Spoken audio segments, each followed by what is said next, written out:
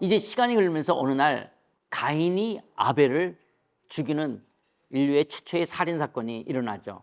그러면서 가인의 족보 가운데 아다는 야벨을 낳았고 그는 장래에 거주하면서 가축을 치는 자의 조상이 되어졌다는 이야기를 하고요. 또 창세기 4장 21절에는 그 유반인 그는 수금과 퉁소를 잡는 자의 모든 자의 조상이 되었고, 또 창세기 4장 22절에서는 구리와 새로 여러 가지 기구를 만들었다. 그래서 청동기, 철기 문명이 이 가인의 족보 속에 서 있죠. 그러니까 가인의 족보 속에서 유목 생활이 나오고요. 그러니까 유목업이 시작되어지고 예술, 이 수금과 퉁소가, 그리고 청동기, 철기 문명이 시작되어지는 거예요. 그렇다면 여러분, 가인이 아벨을 죽였다라고 했을 때 그 제사를 받지 않았기 때문에라고 할 때 하나님께서는 단순히 제물 자체에만 있는 것이 아니라 그 예배하는 자의 태도까지, 그 사람까지 연락하시는데, 어떤 면에 있어서 가인은 예배자로서 합당한 모습이 아니었던 것이죠. 제물에 문제가 있었던 것은 아니죠. 왜냐하면 율법에서는 곡식을 통해서라도 우리가 제사를 드릴 수 있으니까 제물의 문제는 아니었고 예배자의 문제였던 것들이었죠. 그렇다면 이 가인의 문화에서 이렇게 가축을 치는 자의 조상이 되고, 또 이 숭과 퉁소를 잡는 자의 조상이 되고, 청기, 철동기 문제가 됐던데, 이 가인은 에덴 동산에 쫓겨남으로 하나님의 공급하심과 돌보심을 받지 못하게 되어지죠. 그래서 힘 있는 자가 제한된 자원을 갖는 약육강식과 같은 세상, 적응하지 못하면 도태되는 세상, 이런 생존 경쟁과 같은 세상이 된 것이 이 가인의 문화입니다. 그렇다면 여러분, 가인이 아벨을 죽이면서 이제 하나님 앞에 쫓겨나가면서 뭐라고 말했냐면, 다른 사람이 자기를 죽일까 봐 두렵다라고 말해요. 또 지금 조금 전에 봤던 것처럼 창세기 4장에 가인의 족보가 나오는데, 그럼 가인의 아내, 이 여자는 어디서 나온 여자라는 거예요? 여러분, 아담과 하와가 있었어요. 근데 가인과 아벨이 있었어요. 근데 가인이 아벨을 죽였어요. 그럼 에덴 동산에 3명밖에 없을 거 아니에요. 그런데 가인이 다른 사람이 나를 죽일까 봐 두렵다든지, 또 가인의 아내가 있어서 족보가 나온다 할 때 이 사람들이 누구냐라고 했을 때요, 여기에 대해서 또 신학자들의 입장이 어떤 설이 있습니다. 우리 보수적인 입장 속에서는요, 요세푸스의 유대 전승, 그러니까 유대 전승을 쓴 요세푸스 역사가에 의한다면요, 아담의 아들이 33명, 딸이 23명이었다라고 말해요. 저는 이 요세푸스가 역사가로서 유대 전승을 썼지만 뭐 옛날 사람이니까 그걸 이렇게 그때 당시 구전되어서 알게 되어졌는지, 요세푸스는 어떻게 알았는지는 모르지만 이 보수주의 입장 속에서는 아담이 아들을 33명, 딸을 23명 낳아서 이때 단체는 근친 혼인을 통해서 기하급수적으로 사람이 늘어났다라고 하는 거예요. 그러던 어느 날 가인이 아벨을 죽였어요.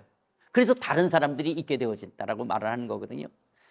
그런데 여기에 또 다른 입장의 설은 어떤 이론이 있냐면요, 아담 이전에 이미 인류가 존재했다라고, 이런 보수주의 신학에서 성경을 배우신 분들은 좀 받아들이기 어려운 내용일 수도 있겠지만은요, 근데 이런 것들을 이야기하시는 분들 가운데 누가 있냐면 존 스타트라든지 제임스 패커라든지 벤자민 워필드라든지, 그리고 유신진화론을 이야기했던 이 프랜시스 콜린스 같은 사람들이 이런 이야기를 하고 있는 것들이죠. 우리가 이렇게 주장하는 것들이 있다라는 정도를 여러분 아시고요. 그러나 이제 저는 보수주의에서 이제 신학을 공부했기 때문에 우리는 그런 요세푸스의 유대 전승에 의해서 가인과 아벨이 범죄했고, 그리고 그 이후에 그들의 근친혼인을 통해서 기하급수로 사람이 늘어났다라고 하는 이런 부분들로 우리가 보수적인 입장에서는 이야기를 하고 있습니다.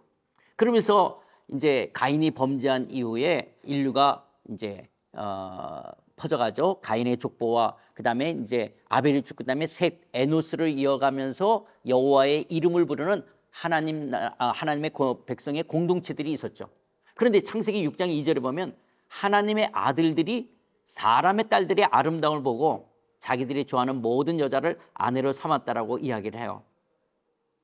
그래서 이 결과가 결국 노아 홍수가 일어나게 되어지는 것들인데요, 여기에 하나님의 아들들이 사람의 딸들이라고 할 때 이 하나님의 아들들이 사람의 딸들의 아름다움을 보고 자기들이 좋아하는 모든 여자를 아내로 삼을 때 이 하나님의 아들들이 누구냐, 여기에 대해서 신학자들이 첫 번째는요, 하나님의 아들을 마치 신의 아들, 그때 당시 어떤 힘과 폭력으로 군림하는 자들 같은, 니무롯의 그 공동체처럼, 그래서 그 바벨탑을 쌓는 것처럼 그때 당시 그런 어떤 힘, 강력한 힘을 갖고 있는 사람들, 그런 힘과 폭력으로 군림하는 자들의 아들을 신의 아들, 그런 하나님의 아들이라고 표현한 것이다. 근데 그들이 그런 힘으로 사람의 딸들, 원하는 여자들을 마음대로 아내를 취한 것이다 라고 말하는 것이 있고요.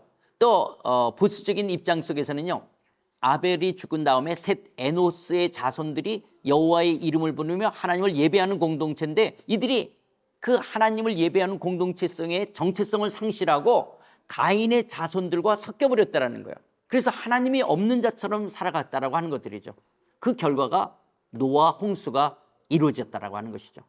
그래서 하나님의 아들들이 사람의 딸들의 아름다움을 보고 자기들이 좋아하는 모든 여자를 아내를 삼은 것이 결국 하나님 나라의 백성들, 그 하나님의 공동체가 자신의 정체성을 상실하게 되어질 때 하나님은 세상을 심판하신 것이 노아 홍수라고 이야기하는 것이죠. 그래서 이런 노아 홍수에 대해서도요, 성전 관점으로 성경을 볼 때 하나님은 노아 홍수 이후에 새로운 세상을 만드시는데 노아의 방주가 일종의 성전 역할을 했다라고 하는 거예요. 하나님의 홍수로 심판하시는 세상에서 노아라는 제사장을 통해 다시 우주 성전 건축을 시작하셨다라고 하는 거예요. 그래서 다시 재림의 주로 오신 예수님께서 마침내 요한계시록 21장, 22장에 우주 성전을 완성하셨다라고 이야기하는 거거든요. 그러니까 성경을 성전이라 교회로 창세기부터 요한계시록까지 해석하는 신학자들의 입장 속에서는 하나님께서 에덴 동산이라고 하는 성전 속에 아담이라는 제사장을 세우셨지만 그 아담이 하나님을 저버리고 범죄함으로 말미암아 이 땅에 노아의 심판을 통해서 또 하나님께서는 다시 노아를 제사장을 세우시고 우주 성전 건축을 이루어가셨다라고 하는 거예요. 그래서 마침내 예수님이 이 땅에 오시는, 그런데 노아 이후에 하나님께서는 모세를 통해서 회막, 성막을 두시고 또 다윗 솔로몬을 통해서 성전을 두시고 수르바벨 성전이 있다가 참 성전이신 예수님이 오시고 이제 미래적 하나님 나라가 완성되어져서 이 교회 우주적 성전을 완성하신다라고 이야기하는 것들이죠.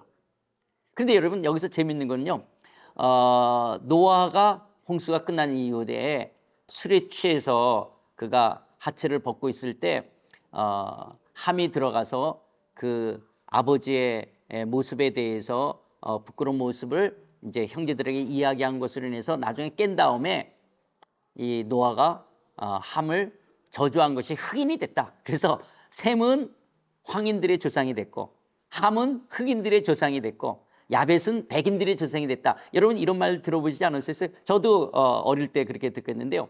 근데 여러분 함이 흑인의 조상이 됐다라는 거 하는데 일어날 때 모순이 있습니다. 함의 아들들이 누구냐면 구스, 지금의 에디오피아, 또 미스라임, 이집트, 아프리카 북부군요. 그러면서 가나안의 팔레스타인 사람들은 흑인들이 아니었어요. 그렇기 때문에 함의 아들이 다 흑인이 됐다고 말하는 것들은 이게 문제가 있는 것이죠. 그렇다면 어떻게 이렇게 백인, 황인, 흑인 이런 어떤 피부색이 갈라졌냐, 여기에 대해서는요, 사람의 피부색은 노아의 저주와는 전혀 관계없이 오랫동안 살고 있는 그 지역의 자외선 양과 또 멜라닌 색소의 생성과 식생활, 유전 등으로 검은 피부에서 흰색 피부로 다양하게 나타났다라고 일반적으로 신학자들이 이야기하는 것들이지, 노아의 저주로 함이 흑인이 됐다 이렇게 말하지는 않고 있습니다. 그런데 그런 가인의 문화, 그리고 니무롯의 문화, 이 바벨탑을 쌓으면서 샀던 이 니무롯의 문화들은 그런 어떤 인간의 힘으로, 하나님의 공급하심과 돌보심 없이, 하나님 없이 자기 인생을 자기가 살아가겠다는 이 힘의 문화로 살아갔던 그들은 마치 야만인처럼 그런 힘센 포악한 자들이 강포하게, 그리고 마음대로 사람들을 죽이고 그리고 성적으로 일탈하고 부패한 삶을 살아갔던 자들이죠. 그런데 하나님께서 이 니무롯의 이런 바벨탑을 무너뜨리고 언어가 갈라지면서, 그러면서 그 언어에 따라서 흘러지긴 갔던 큰 무리 가운데 유프라테스와 티그리스 강 사이에 메소포타미아 문명을 이루는 사람들이 있는 것이죠. 그래서 우리 인류 최초의 문명을 이 메소포타미아 문명이라고 그러죠. 바벨탑이 무너진 다음에 이런 메소포타미아 문명이 형성되어졌는데요. 이런 메소포타미아 문명 속에 나중에 고고학적으로 보게 되어지면 원시 왕정 제국주의가 있었다. 또 청동기 철기 시대의 유물과 예술들이 발굴되기도 하고요. 그리고 어떤 약간의 법조문과 학교 같은 문명들이 발전되어졌다라는 이야기도 있습니다. 그러니까 그냥 힘으로만 했던 그런 가인의 문화, 니므롯의 문화 속에서 야, 인간이 이렇게 약자들을 그냥 이렇게 막 죽이고 빼앗는 것들이 바르냐, 이런 인식들 속에서 어떤 원시 국가라고 할까요? 그런 것들이 형성되어지면서 법조문도 만들기도 하고 학교 같은 문명들을 발전하면서 이런 메소포타미아 문명 속에 이제 그것이 아수르 제국, 바벨론, 페르시아, 헬라, 나중에 로마 제국, 그러면서 왕정 국가로 됐다가 이제 프랑스 혁명과 미국 독립혁명을 통해서 이제 국가의 주권이 국민에게 있다라고 하는 민주주의와, 그리고 아니다, 국가에게 있다는 전체주의, 그리고 이런 정치 체계 아니라 경제 체계를 어떻게 할 것이냐, 그냥 힘 있는 사람이 그래도 힘과 열심 있는 사람이 많은 것을 갖는다라고 하는 자본주의와, 아니다, 공평하게 다 분배돼야 된다라고 하는 부분과, 또 사회적인 요소로서 부족한 부분들을 채워가야 된다라고 하는 이런 부분들 속에서 이제 정치 체계를, 우리 한국은 민주주의 그리고 자본주의 경제 체계를 가지면서 사회주의 요소를 가입하고 있는 부분이 됐죠. 이러면서 이제 지금 2026년 인류의 역사가 흘러가고 있습니다. 그래서 오늘 여러분들과 이 하나님 나라 속의 언약, 특별히 하나님께서 언약을 통해서 우리와 소통하시는, 거기에 창세기 선악과의 내용, 그리고 하나님께서 노아 홍수를 통해서 세상을 심판하지만 여전히 하나님은 우주 성전을 회복해 가시려고 하는 그런 하나님에 대한 말씀을 했는데요. 이제 다음 시간에는 아브라함에게 찾아오셔서 어떻게 언약을 말씀하시고 그 하나님의 구원 역사를 이루어진 데에 대해서 말씀을 드리도록 하겠습니다.